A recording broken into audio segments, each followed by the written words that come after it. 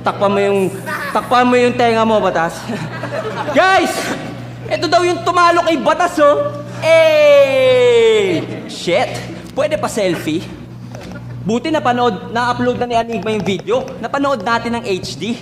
Pwede ka bang ma-interview? Upload ko lang sa page ko sa FB. So, ano po feeling ng tumalo ka ng average MC?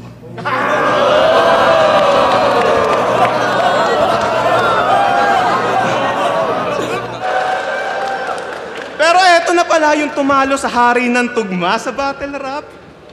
Tinalo mo si Looney sa 2-on-2 tsaka sa 1-on-1.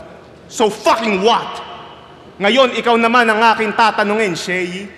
Anong feeling na tumalo ka ng average MC?